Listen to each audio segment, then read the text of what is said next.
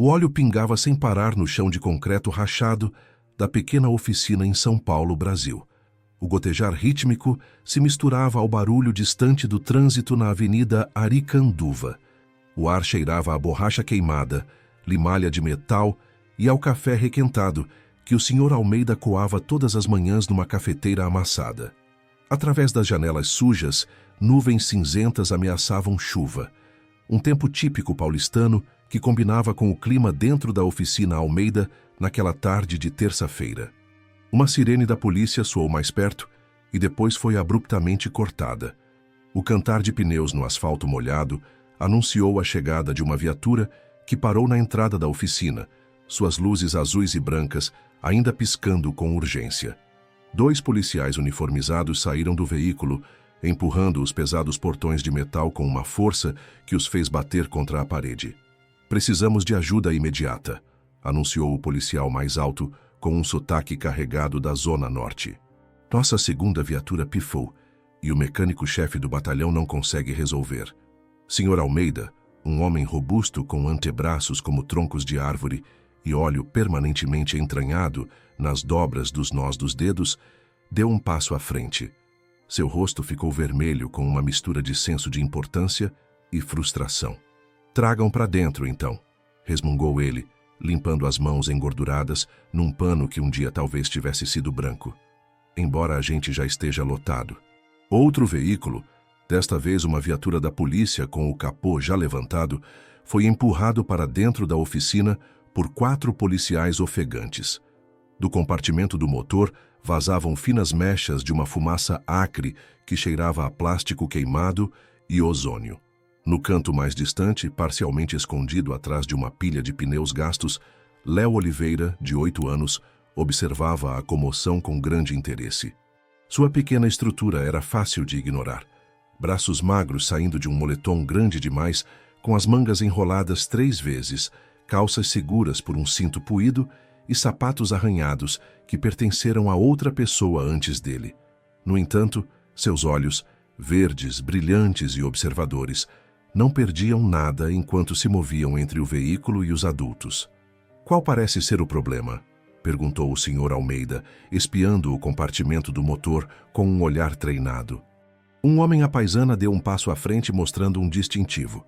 "Inspetor Cassiano, Polícia de São Paulo", anunciou ele com uma autoridade que imediatamente silenciou a oficina. Ele era alto e magro, com um rosto que parecia permanentemente fixado em desaprovação. Uma sobrecarga queimou o módulo de ignição. "Já verificamos as soluções óbvias, é algo mais profundo." "O senhor..." Almeida chamou seus 2 mecânicos, homens fortes chamados Beto e Ciro, que imediatamente começaram a fuçar no motor. Seus dedos grossos se moviam com uma delicadeza surpreendente entre os fios e componentes. "Precisamos deste veículo operacional dentro de 1 hora", continuou o inspetor Cassiano, verificando seu relógio de pulso caro. "O estrangulador da Cantareira foi visto perto da Praça da Sé. Todas as unidades disponíveis estão respondendo, mas estamos com um carro a menos." Os mecânicos trocaram olhares preocupados. O estrangulador da Cantareira vinha aterrorizando a cidade há semanas, deixando um rastro de medo tanto pelas ruas estreitas quanto pelas grandes avenidas. Até Léo tinha ouvido sua mãe cochichar sobre isso com os vizinhos. "1 hora?" Ciro zombou seu sotaque paulistano arrastado e grosso. "Com essa bagunça elétrica, precisaria de um milagre dos bravos." Léo se aproximou, atraído pela viatura quebrada como uma mariposa pela chama. Ele podia ver onde os fios haviam derretido juntos perto do módulo de ignição. O cheiro de isolamento queimado fazia cócegas em suas narinas. Algo na configuração do dano parecia familiar, semelhante a um padrão que ele vira em um dos antigos manuais de reparo de seu pai. "Talvez pudéssemos fazer uma ligação direta no..." começou Beto, mas foi interrompido pelo bufar impaciente do inspetor Cassiano. "Cada minuto que perdemos aqui é mais um minuto que esse assassino anda livre", retrucou o inspetor. Seus olhos varreram a oficina e pousaram em Léo, que havia se aproximado o suficiente para tocar o para-choque dianteiro do veículo. "O que é isso? O mascote da oficina?" O Sr. Almeida se virou e franziu a testa. "Léo, volte para o seu canto. Isso não é para crianças." Mas Léo não conseguia se mover. Sua mente estava a mil, vendo conexões que os outros não tinham visto. A maneira como os fios haviam se fundido, o padrão específico das marcas de queimado, não era apenas o módulo de ignição. Havia algo mais, algo escondido. Você acha que uma criança vai consertar isso? Zombou o inspetor Cassiano, sua voz gotejando com descendência. Precisamos deste carro funcionando para a perseguição ao estrangulador da cantareira, não para um mecânico de faz de conta. Os outros mecânicos deram risadinhas, mas Léo mal os ouviu. Em sua mente, ele já estava traçando o caminho da eletricidade pelo sistema, ouvindo cada barulho e estalo dos componentes danificados. Ele podia sentir cada traço de ozônio queimado nas entranhas do motor e sabia exatamente o que isso significava. "Deixe-me tentar", disse ele suavemente, sua voz firme mesmo com o coração martelando no peito. A oficina ficou em silêncio. O rosto do Sr. Almeida passou por surpresa, constrangimento e, finalmente, resignação. Ele beliscou a ponte do nariz, mas finalmente se afastou. "1 hora", murmurou ele sem encontrar o olhar incrédulo do inspetor Cassiano. "Mas quando você falhar, vai provar que eles estão certos." As palavras não ditas pairavam no ar. "Você vai provar que não é seu pai." Léo engoliu em seco e assentiu. Ele alcançou uma caixa de ferramentas que era quase tão grande quanto ele e a arrastou em direção à viatura. O metal raspou no chão de concreto, ecoando no silêncio súbito que se instalara na oficina. Enquanto o sol da tarde brilhava através das janelas empoeiradas, lançando longas sombras pela oficina, Léo deslizou para debaixo do chassi. O concreto estava frio em suas costas, e a parte de baixo do carro da polícia se erguia sobre ele como o esqueleto de uma grande fera. No silêncio tenso, pontuado apenas pelo toque impaciente do pé do inspetor Cassiano, Léo aceitou o desafio que ninguém acreditava que ele pudesse cumprir. Léo cresceu no quartinho dos fundos da oficina Almeida, um espaço pouco maior que um armário, espremido entre pilhas de peças de reposição e perpetuamente impregnado com o cheiro de óleo e polidor de metal. O pequeno catre onde ele às vezes cochilava ficava posicionado sob uma janelinha que deixava entrar feixes de luz pálida de São Paulo nos raros dias em que o sol conseguia romper a notória cobertura de nuvens da cidade. As paredes eram adornadas com recortes de revistas automotivas, diagramas de motores, closes de peças perfeitamente usinadas e, ocasionalmente, um carro esportivo elegante que Léo sabia que provavelmente nunca tocaria. Uma fotografia amarelada pendia ao lado de seu travesseiro. Um homem de ombros largos com os mesmos olhos verdes de Léo, sorrindo amplamente enquanto se apoiava em um Opala 1970 restaurado. Daniel Oliveira tinha sido um mecânico respeitado, conhecido em toda São Paulo por sua incrível habilidade de diagnosticar problemas de motor apenas pelo som. "É como música", Daniel dizia a seu filho, levantando o menino para espiar os compartimentos do motor. "Cada pistão, cada engrenagem, cada correia tem sua própria voz. Quando eles cantam juntos direitinho, é um motor saudável. Quando algo está desafinado, aí está o seu problema." 2 anos atrás, Daniel morreu instantaneamente quando um elevador de carros falhou em outra oficina do outro lado da cidade.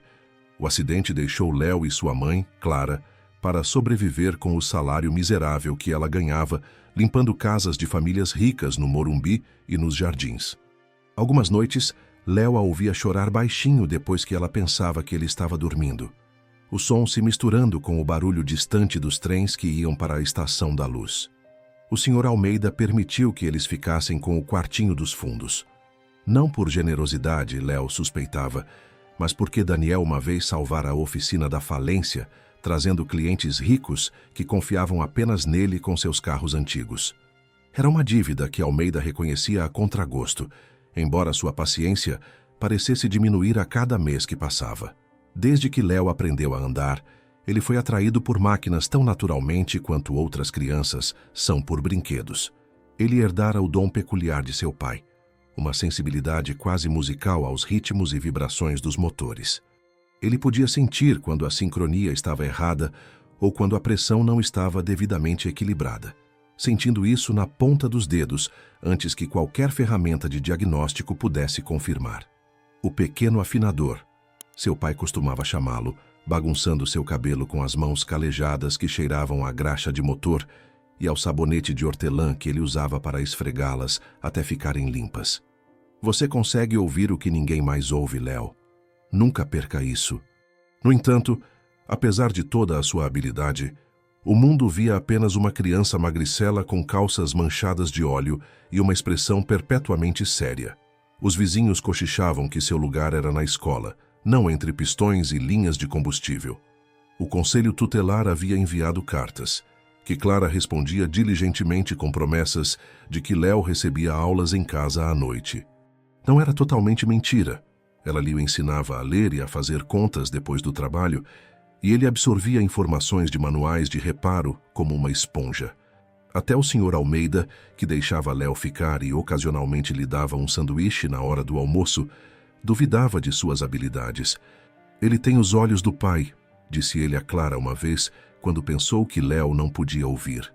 Mas não as mãos. Pelo menos, não ainda. As palavras doeram, mas Léo canalizou a mágoa em determinação. Ele observava os mecânicos trabalharem, memorizando seus movimentos, notando seus erros. Quando eles saíam à noite, às vezes ele corrigia seus erros em segredo, apertando um parafuso aqui ou ajustando uma conexão ali. No dia seguinte, ele escondia o sorriso quando eles expressavam confusão sobre peças que pareciam se consertar sozinhas da noite para o dia. Léo nunca parava de aprender.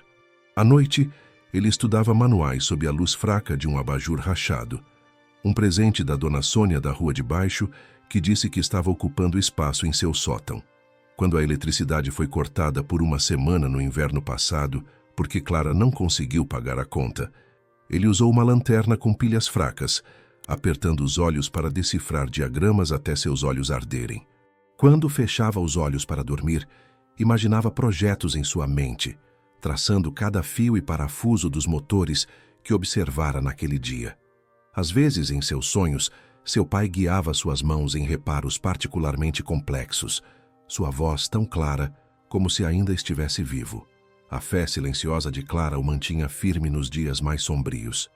Ela trabalhava até a exaustão, limpando as casas de outras pessoas, até que suas mãos ficassem em carne viva por causa dos detergentes baratos, mas nunca reclamava. Todas as manhãs, antes de sair, vestida com seu uniforme azul desbotado, ela segurava o rosto de Léo e sussurrava: "Você vê o que os outros não veem. Esse é o seu dom. Use-o bem." Aos domingos, seu único dia juntos, ela o levava ao pequeno parque perto do rio. Eles se sentavam em um banco, compartilhando um pacote de salgadinhos, observando os barcos passarem. Às vezes, ela contava histórias de como ela e Daniel se conheceram, em um salão de dança que desde então fora convertido em uma loja de móveis com desconto. Como ele consertou o Gordini quebrado do pai dela e se recusou a receber pagamento, pedindo apenas permissão para levá-la para jantar. Ele poderia ter trabalhado em qualquer lugar, disse ela a Léo uma vez, com os olhos fixos nas chaminés distantes que pontuavam o horizonte de São Paulo. Lugares que pagavam melhor, que o tratavam com mais respeito. Mas seu pai acreditava em consertar coisas que os outros jogariam fora. Ele via valor onde os outros não viam. Ela apertou a mão dele então. "Assim como você." Armado com pouco mais do que uma curiosidade teimosa e a memória das mãos de seu pai guiando as suas, Léo acreditava que poderia ser o suficiente. Que um dia ele poderia restaurar o sorriso de sua mãe ao que era nas fotografias, brilhante e sem fardos. Todas as manhãs, Léo acordava antes do nascer do sol. Enquanto a cidade ainda dormia, ele se esgueirava para a oficina principal e praticava com as ferramentas, testando seu peso e equilíbrio em suas mãos pequenas até que parecessem extensões de seus dedos. Ele memorizou a localização de cada chave, cada soquete, cada instrumento especializado da coleção do Sr. Almeida. Os mecânicos mais velhos, Beto com sua risada retumbante e Ciro com sua carranca perpétua, toleravam sua presença com diferentes graus de paciência. Às vezes Beto demonstrava uma técnica se estivesse de bom humor, suas mãos enormes se movendo com uma graça surpreendente. Ciro, na maioria das vezes, ignorava o menino, exceto para gritar com ele, para buscar ferramentas ou varrer as aparas de metal do chão. Não se ache mais do que você é.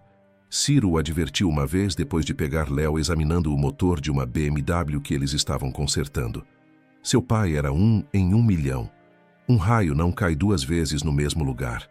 Mas Léo sabia algo que Ciro não sabia. Às vezes, contra todas as probabilidades, caía sim. E enquanto ele deslizava para debaixo da viatura da polícia, com os olhos céticos do inspetor Cassiano cravados nele, ele sentiu uma calma familiar descer. A mesma sensação que ele tinha quando seu pai o deixou segurar uma chave de fenda e fazer seu próprio reparo pela primeira vez. Ele provaria que todos estavam errados, não com palavras, mas com a competência silenciosa que fora sua herança. A viatura da polícia pairava sobre Léo como uma fera ferida que se recusava a ser domada. Por baixo do chassi, a parte inferior do veículo se revelava como um labirinto complexo de canos, fios e suportes de metal, todos convergindo para o bloco do motor que havia silenciado. O cheiro de borracha queimada e componentes elétricos ardia em suas narinas, mais forte agora que ele estava diretamente sob a fonte. As mãos de Léo tremiam um pouco enquanto ele conectava o scanner de diagnóstico, um dispositivo surrado que o Sr. Almeida havia comprado de segunda mão de uma oficina que estava fechando em Osasco. Sua tela azul piscou, ganhando vida e lançando um brilho sinistro sobre o concreto. Uma corrente de ar frio entrava por baixo do portão da oficina, fazendo-o tremer ao cortar seu moletom fino. O friozinho de São Paulo tinha um jeito de encontrar a pele exposta, mesmo dentro de casa. O scanner zumbiu, procurando pelo batimento cardíaco eletrônico do veículo. Léo pressionou os lábios em concentração, tentando ignorar o peso da expectativa que pairava no ar. De sua posição, ele podia ver os sapatos polidos do inspetor Cassiano andando de um lado para o outro, o couro rangendo a cada passo impaciente. 30 minutos! Latiu Cassiano, checando o relógio com movimentos exagerados. Você está desperdiçando um tempo valioso, garoto. Léo engoliu em seco e se forçou a focar. O scanner apitou exibindo uma série de códigos de erro que rolavam pela pequena tela. Alguns eram familiares, problemas de ignição padrão, mas outros continham referências a subsistemas sobre os quais ele só havia lido nos manuais de reparo mais novos que ocasionalmente chegavam à oficina. Com precisão metódica, ele começou a testar cada conexão, começando pelo circuito de ignição primário. Os relés estalavam em protesto, enquanto ele aplicava a corrente, cada som lhe contando uma história sobre a saúde do componente. A bomba de combustível gemeu brevemente e depois silenciou novamente, como se estivesse exausta pelo esforço. O que ele está fazendo aí embaixo? Ele ouviu um dos policiais perguntar. Brincando de mecânico? Deixe-o em paz, respondeu o Sr. Almeida, sua voz ríspida, mas não cruel. Se nada mais, isso vai lhe ensinar uma lição sobre tentar abraçar o mundo com as pernas. As palavras doeram, mas Léo deixou a mágoa de lado. Ele refez seus passos, revisando mentalmente cada diagrama que havia estudado nos manuais de reparo de orelhas dobradas que mantinha empilhados ao lado de seu catre. A viatura era um modelo modificado, semelhante aos modelos que ele via seu pai consertar anos atrás. O básico deveria ser o mesmo com as personalizações da polícia. Sua garganta se apertou quando a dúvida se insinuou. E se eles estivessem certos? E se ele fosse apenas um garoto tolo fingindo ser seu pai? Daniel Oliveira já teria diagnosticado o problema. Já teria feito o motor ronronar de volta à vida, com movimentos confiantes e sorrisos de quem sabe o que faz. Os minutos se esvaíam enquanto ele verificava novamente cada fusível no painel principal. Depois passou para o painel secundário, escondido atrás de uma pequena porta de acesso perto da parede corta-fogo. Seus dedos estavam ficando dormentes por causa do concreto frio, tornando mais difícil manipular os componentes menores. 20 minutos restantes, anunciou o inspetor Cassiano, sua voz ecoando na oficina subitamente silenciosa. Até os ruídos de fundo habituais, o radinho de pilha de Beto tocando a narração do jogo de futebol, o chiado do compressor de ar, o toque do telefone na recepção, haviam cessado. Todos estavam observando, esperando pelo fracasso inevitável. O scanner finalmente cuspiu um diagnóstico mais específico: sinais de ignição corrompidos. De acordo com a máquina, o computador do motor estava recebendo comandos inconsistentes, fazendo-o desligar como medida de segurança. Mas o scanner não oferecia solução, nenhum caminho a seguir. Léo fechou os olhos por um momento, tentando ouvir a voz de seu pai em sua memória. O que Daniel teria feito? O que ele teria visto que os outros não viram? Quando o óbvio falha com você, seu pai lhe dissera uma vez, enquanto consertava uma motocicleta antiga particularmente teimosa: procure pelo problema invisível, aquele que se esconde à vista de todos. Léo deslizou de debaixo do carro, o ar frio mordendo suas bochechas enquanto ele emergia.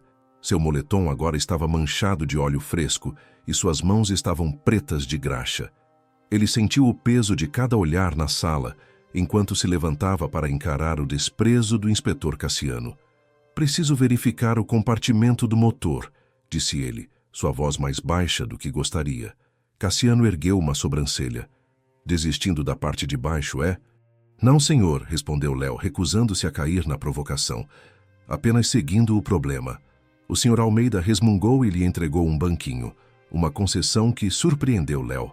Ele o posicionou cuidadosamente ao lado do motor e subiu, agora no nível dos olhos com o complexo arranjo de componentes.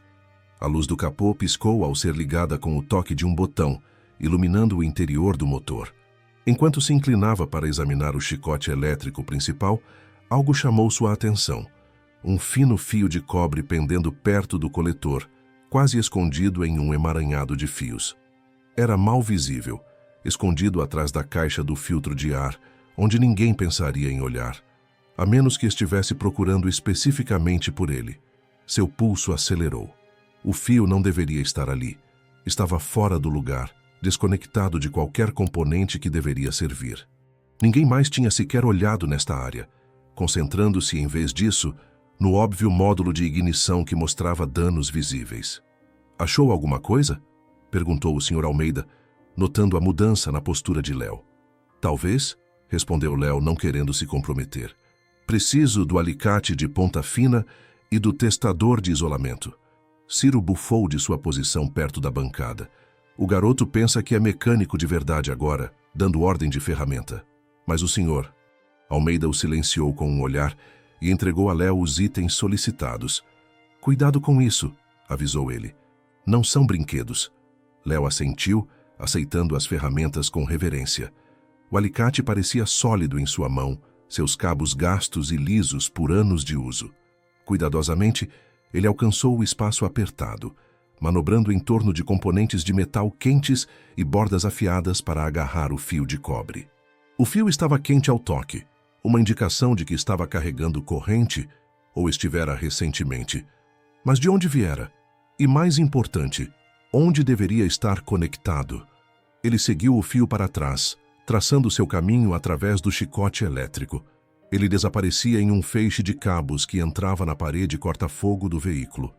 Sem desmontar metade do compartimento do motor, ele não conseguia ver onde se originava. O testador de isolamento apitou quando ele tocou a ponta exposta do fio.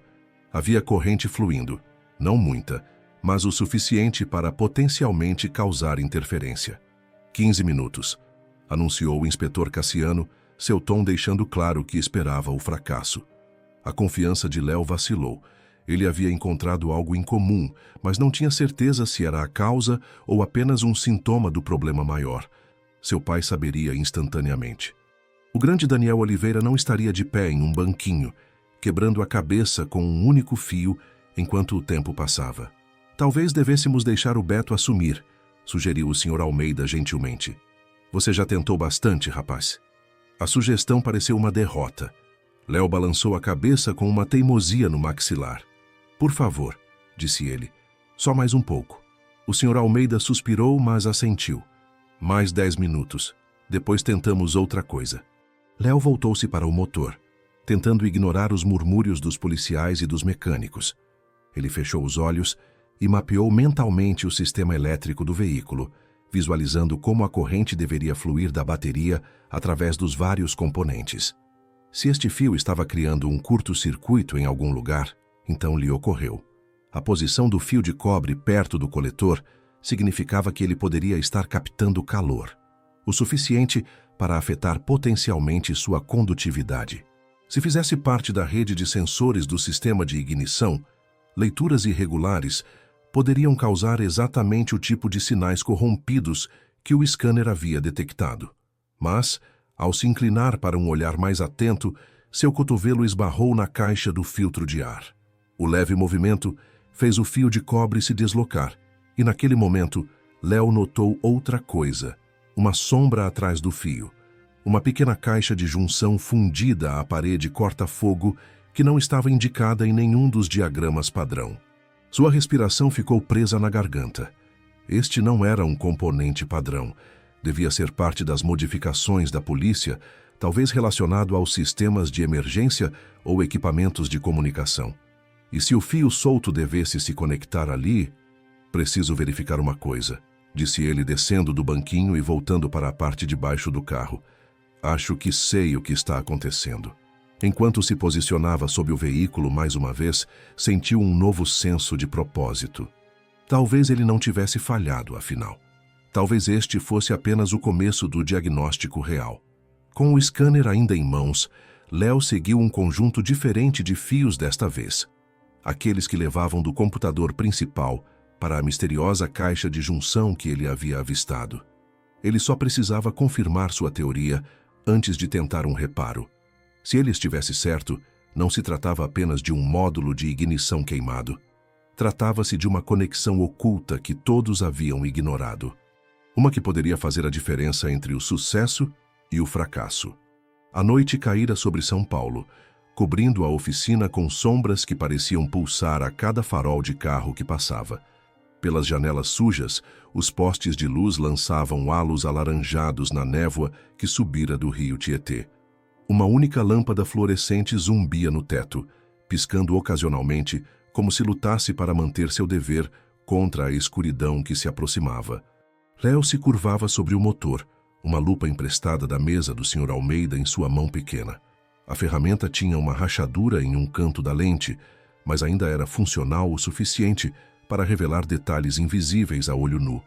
Seus dedos, agora envoltos em curativos onde bordas de metal afiadas haviam cortado sua pele, trabalhavam incansavelmente, traçando cada fio com a reverência de um arqueólogo descobrindo uma escrita antiga.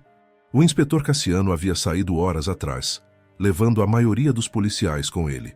«Mandaremos um guincho pela manhã», dissera ele, sem se dar ao trabalho de esconder sua decepção. Algumas coisas exigem atenção profissional, não entusiasmo infantil. As palavras cortaram fundo, mas Léo apenas assentiu, recusando-se a abandonar seu posto, mesmo quando a oficina se esvaziou. O senhor Almeida ficara até tarde, ocupando-se com a papelada e ocasionalmente olhando com uma expressão que misturava preocupação com curiosidade. Beto dera um tapa no ombro de Léo antes de sair, um gesto que pareceu uma permissão para continuar. Até Ciro resmungara a contragosto. Tranque tudo direitinho se for o último a sair. O que vindo dele era praticamente uma bênção. A misteriosa caixa de junção se tornara a obsessão de Léo. Ele conseguiu acessá-la parcialmente por baixo, confirmando que não estava em nenhum esquema padrão. Sua localização e conexões sugeriam que fazia parte do sistema de resposta de emergência, talvez ligada às luzes, sirene ou rádio. O fio de cobre solto parecia ser uma conexão de aterramento que se soltara, possivelmente devido à vibração constante do veículo durante perseguições em alta velocidade. Mas acessar a caixa corretamente exigia a remoção de vários componentes que a bloqueavam por cima, uma tarefa que normalmente levaria horas, mesmo para mãos experientes. Léo documentara metodicamente cada peça que removia, criando um pequeno diagrama em um pedaço de papel para garantir que pudesse remontar tudo corretamente. «Léo!» Uma voz suave chamou da entrada lateral, assustando-o tanto que ele quase deixou cair a pequena chave de fenda que estava usando. Clara Oliveira estava na porta, seu casaco fino apertado contra o frio da noite. Seu rosto, embora cansado de um dia limpando casas ricas no Morumbi, registrou imediatamente preocupação ao ver as manchas de óleo nas bochechas do filho e a determinação em seus ombros. "Mãe", disse ele tentando um sorriso que não alcançou seus olhos. Perdi a noção do tempo. Ela entrou na oficina, seus sapatos gastos, fazendo pouco barulho no chão de concreto. Carregava um pequeno saco de papel que liberava o aroma de salgados de rotisseria. "A dona Sônia me deu estes que sobraram da festa dela", explicou ela, colocando o saco em uma seção relativamente limpa da bancada. "Você não comeu o dia todo, não é?" A menção de comida fez Léo de repente consciente da sensação de vazio em seu estômago. Ele não comia desde o meio sanduíche que o Sr. Almeida lhe dera no almoço. Há quantas horas? Mas o pensamento de parar de perder o ímpeto quando estava tão perto de entender o problema o fez hesitar. "Não posso parar agora", sussurrou roucamente, sua voz áspera pelas horas de silêncio. "Se eu desistir agora, eles vencem." Clara não perguntou quem eram eles, mas ela não precisava. Em vez disso, ela puxou um banquinho da oficina e desembrulhou a comida, colocando-a ao alcance de Léo. "Coma enquanto trabalha", disse ela simplesmente. Seu pai sempre dizia que um mecânico com fome comete erros. A menção de seu pai deu a Léo uma nova onda de determinação. Ele pegou um salgado, o sal ardendo em um corte no dedo, e voltou ao seu exame da caixa de junção. As horas se passaram em um borrão de concentração. Clara ficou, às vezes ajudando segurando uma lanterna em ângulos que lançavam melhor luz nos recessos do compartimento do motor. Às vezes simplesmente observando seu filho com orgulho silencioso. Ela trouxera chá em uma garrafa térmica, que esfriara muito antes de Léo se lembrar de beber. Ele ouviu o Sr. Almeida trancar a porta da frente por volta das 9, gritando: "Não fique até muito tarde, Clara. O menino precisa dormir." O frio se aprofundou com o avançar da noite, e a exaustão turvou a visão de Léo. Seus dedos ficaram desajeitados com o frio, e 2 vezes ele derrubou parafusos minúsculos que levaram minutos preciosos para serem recuperados das profundezas do motor. Mas naquela escuridão silenciosa, algo finalmente se encaixou, não apenas em seu entendimento, mas na conexão física que ele estava tentando restaurar. A caixa de junção, agora totalmente exposta após a remoção de um escudo de calor e vários conduítes elétricos, revelou seus segredos sob a inspeção paciente de Léo. Seguindo o fio de cobre até sua fonte, ele descobriu que se originava de um módulo de controle de ignição secundário, um sistema de backup exclusivo para veículos policiais, projetado para evitar exatamente o tipo de falha que ocorrera. Com delicada precisão, ele abriu a carcaça do módulo e encontrou a verdadeira falha, uma fratura capilar no conector onde o fio de cobre deveria estar preso. A quebra era tão fina que mal era visível mesmo com a lupa, parecendo nada mais do que uma sombra na superfície do metal. "Aqui", sussurrou ele, apontando para sua mãe, que se inclinou com os olhos semicerrados. "Não vejo nada", admitiu ela. "É por isso que todo mundo não viu", disse Léo com uma nota de admiração em sua voz. "Não é algo que você pode ver, a menos que esteja procurando. É algo que você tem que sentir." Ele passou a ponta do dedo sobre o conector, sentindo a crista quase imperceptível, onde o metal havia rachado. Em operação normal, o conector aqueceria e esfriaria repetidamente, conforme o veículo era usado. Com o tempo, a expansão e contração térmica causaram fadiga do metal, criando eventualmente uma fratura que era apenas significativa o suficiente para interromper o fluxo elétrico intermitentemente.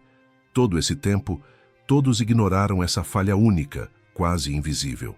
Léo fechou os olhos, imaginando as mãos de seu pai guiando-o através de um reparo semelhante anos atrás.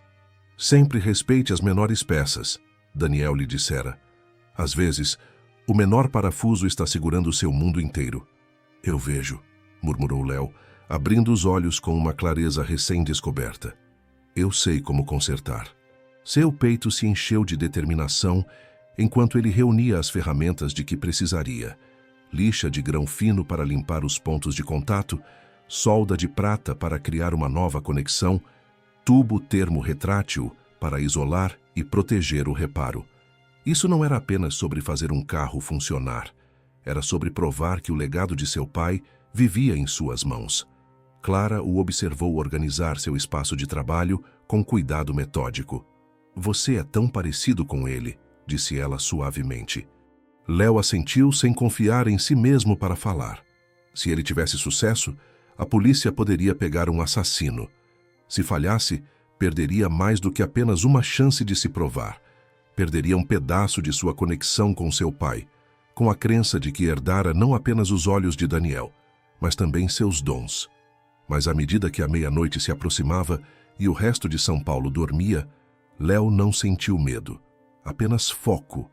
O fio solto em suas mãos era como um fio conectando o passado ao futuro, a falha ao sucesso em potencial.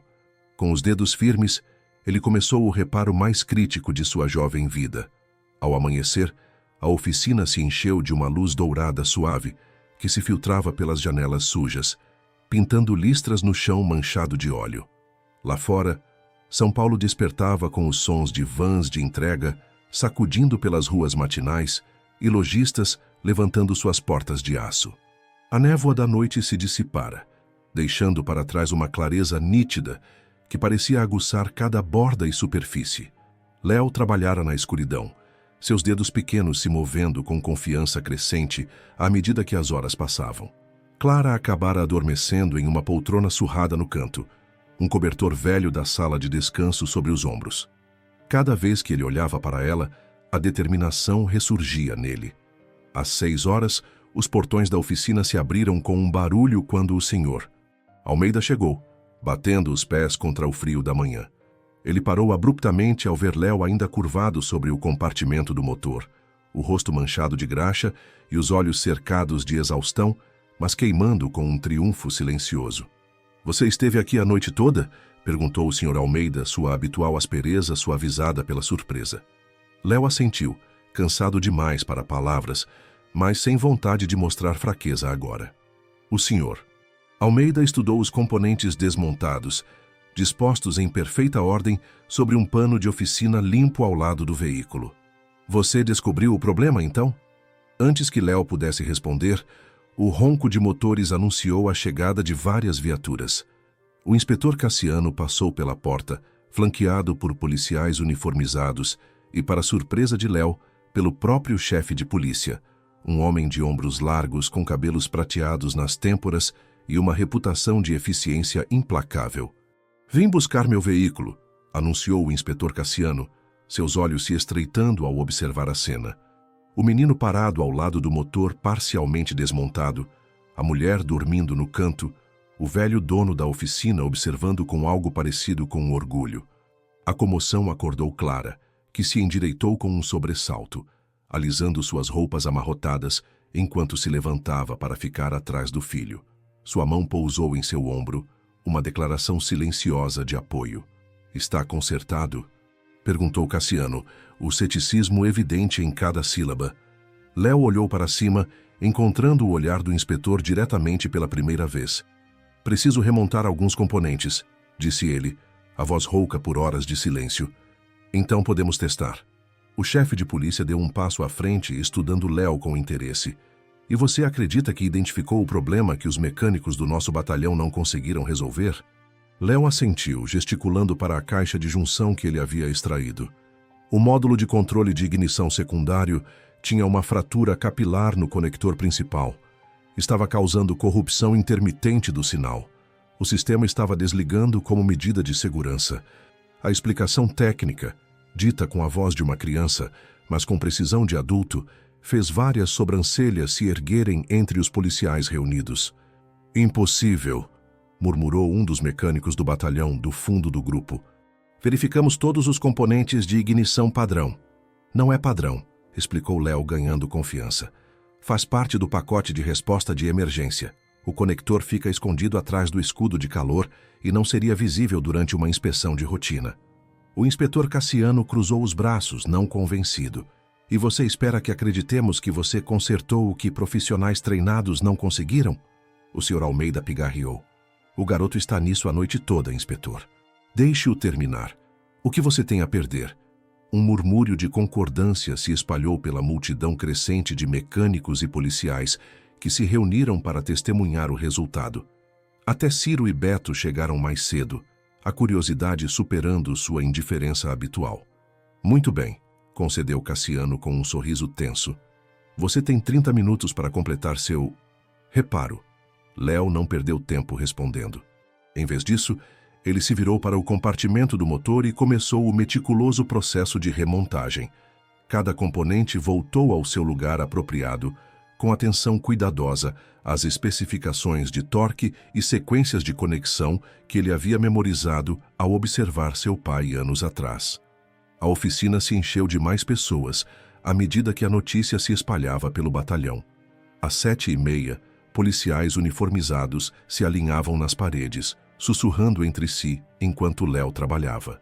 Mecânicos das oficinas vizinhas espiavam por cima dos ombros, oferecendo opiniões que se calavam cada vez que as mãos pequenas de Léo realizavam uma tarefa com habilidade inesperada. Clara ficou por perto, seus olhos nunca deixando seu filho enquanto ele instalava a caixa de junção reparada, reconectava o chicote elétrico principal e, finalmente, devolvia o fio de cobre ao seu devido lugar, agora preso com um adesivo condutivo especial que o Sr. Almeida havia encontrado em um armário nos fundos. Isso vai segurar melhor que novo, comentou Beto, incapaz de conter sua avaliação profissional. Escolha inteligente esse adesivo. Léo ficou em pé em um caixote de madeira, ao lado do motor da viatura para as conexões finais. Seus dedos envoltos em fita isolante, onde bolhas haviam se formado durante a noite, moviam-se com calma certeza. Ele soldou o conector rachado, reconectou o fio de cobre e apertou o módulo de ignição no lugar com torque preciso. Cada respiração parecia ecoar no silêncio que se instalara na oficina. — Você terminou? Perguntou Cassiano, a voz cortada pela impaciência. Léo olhou para cima e assentiu, um brilho fino de suor na testa apesar do frio da manhã. — Tente. O inspetor deslizou para o banco do motorista, seus movimentos deliberados como se esperasse uma decepção. A chave girou na ignição. Por um instante, nada aconteceu. Um momento terrível em que Léo sentiu seu coração afundar. Então, o motor rugiu para a vida, suave e forte, sem um pingo de hesitação. O som encheu a oficina como música, a harmonia perfeita de componentes mecânicos trabalhando em uníssono, exatamente como seu pai descrevera. Sons de espanto se espalharam pela multidão. Um policial começou a aplaudir espontaneamente, rapidamente acompanhado por outros, até que a oficina ecoou com o som. Outro deu um tapa no ombro de Léo com tanta força que ele quase caiu de seu poleiro. O inspetor Cassiano acelerou o motor várias vezes, sua expressão mudando de descrença para respeito relutante. Ele saiu do veículo, deixando-o funcionando como prova do milagre que Léo havia realizado. A sincronia está perfeita, comentou um dos mecânicos da estação, inclinando-se para ouvir o ronronar do motor. Melhor que as configurações de fábrica. Eu ajustei, admitiu Léo em voz baixa. Estava com a mistura um pouco rica, desperdiçando combustível. O chefe de polícia riu, um som surpreendentemente caloroso que pareceu dissolver o resto da tensão. Não apenas consertado, mas melhorado. Qual é o seu nome, filho? Léo Oliveira, respondeu ele, de repente ciente de quantos olhos estavam fixos nele. Oliveira. As sobrancelhas do chefe se ergueram. Algum parentesco com Daniel Oliveira? Meu pai, disse Léo, endireitando-se um pouco. O reconhecimento surgiu em vários rostos. A reputação de Daniel se estendia muito além da oficina Almeida.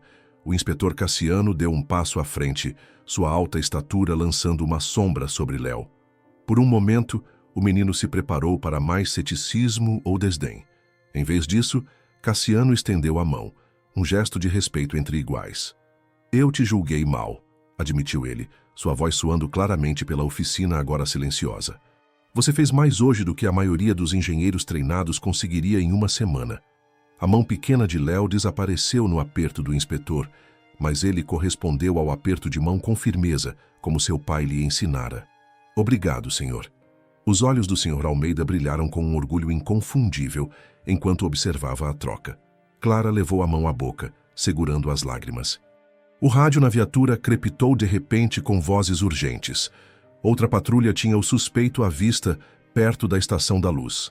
O estrangulador da cantareira havia sido localizado. Precisamos ir, ordenou o chefe, e os policiais correram para seus veículos. O inspetor Cassiano deslizou de volta para o banco do motorista da viatura reparada. Antes de fechar a porta, ele se inclinou para fora. Seu pai estaria orgulhoso, Léo Oliveira. Você pode ter nos ajudado a pegar um assassino. Enquanto a viatura se afastava em alta velocidade, luzes piscando e motor funcionando impecavelmente, Léo sentiu o peso de cada dúvida e desprezo se levantar de seus ombros.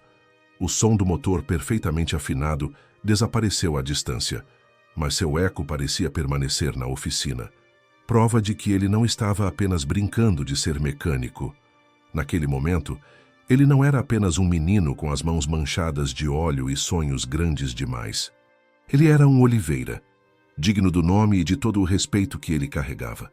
Os mecânicos que haviam zombado agora o olhavam com novos olhos. Os vizinhos que sussurravam sobre sua falta de educação formal logo ouviriam uma história diferente. Léo olhou para suas mãos, pequenas mas capazes exatamente como seu pai sempre lhe dissera que seriam. Uma semana depois, a oficina Almeida havia se transformado. O estabelecimento anteriormente silencioso agora fervilhava de atividade, com clientes fazendo fila do lado de fora, muitos segurando jornais com a manchete: Garoto mecânico ajuda a polícia a capturar o estrangulador da Cantareira. O artigo, com uma fotografia de Léo timidamente ao lado da viatura reparada, transformara o menino de 8 anos em uma celebridade local da noite para o dia. A própria oficina passou por mudanças sutis. As janelas brilhavam recém-limpas por Clara, nos momentos roubados entre um número crescente de trabalhos de limpeza. As ferramentas, antes espalhadas aleatoriamente pelas bancadas, agora pendiam em fileiras ordenadas em painéis perfurados recém-instalados. Até a mancha de óleo perpétua no centro do chão fora esfregada até um tom mais claro de cinza. Léo se movia por essa nova realidade com uma mistura de vergonha e orgulho silencioso.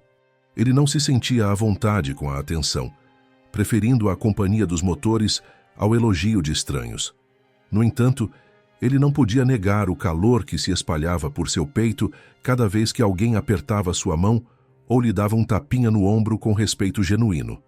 Os clientes traziam não apenas veículos, mas presentes. Tortas caseiras ainda quentes do forno, cachecóis tricotados à mão para afastar o frio persistente da oficina, livros sobre engenharia automotiva que Léo devorava à luz de uma lanterna muito depois de já deveria estar dormindo. A dona Sônia da rua de baixo lhe dera um abajur de mesa decente para substituir o rachado, enquanto o seu Juca da mercearia da esquina mantinha a despensa de Clara abastecida com chá e biscoitos para o pequeno gênio, como ele chamava Léo. Mais significativo do que esses presentes foi a mudança no próprio Sr. Almeida. O dono da oficina chamara Léo em seu escritório desordenado 3 dias após o incidente com a viatura e anunciara asperamente um aumento de salário, o suficiente para que Clara não precisasse mais limpar tantas casas. Salário de aprendiz, resmungara ele, evitando o contato visual. Deveria ter feito isso meses atrás. Os mecânicos mais velhos também mudaram suas atitudes. Ciro ainda resmungava e dava ordens, mas agora ocasionalmente demonstrava reparos complexos, guiando Léo pelos passos com paciência relutante. Beto passou a chamá-lo de Léozinho, com uma risada retumbante que continha afeto genuíno, e lhe presenteou com um conjunto de chaves de fenda de precisão que pertencera a seu próprio pai. O mais surpreendente foi que o inspetor Cassiano retornara 2 vezes.